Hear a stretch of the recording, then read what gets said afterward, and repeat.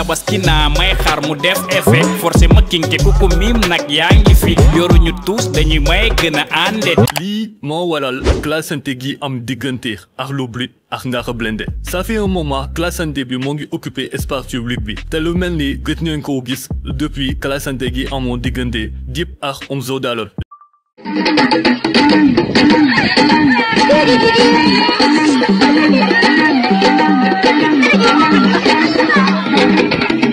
lépp ni commencé le 25 septembre bu Akhlou Brick génnee benn titre bu tudd Def Effet bi def ci featuring ak King Fresh ak El Menemon waaye mel na ni Ngaaka Blindé dafa gis boppam ci son bi ba tax na mu def benn réaction bu surprenante.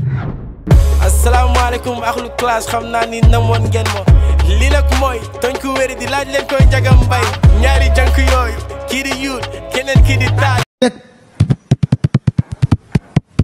effet secondaire bu Ngaaka Blindé dafa cumulé lu toll ci 6 800 000 vues.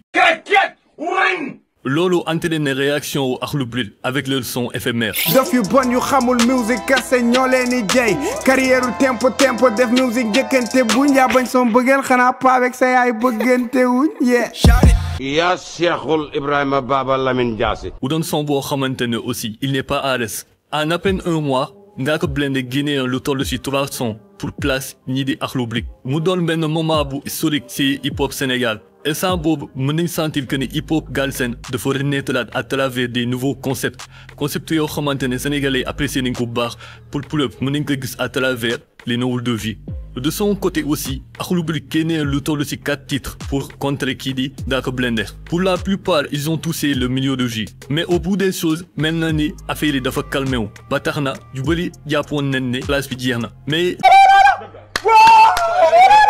lu yàggul dara kii di Ngaaka Blindé dafa lancé ay pic ñii di Akhlou Brick.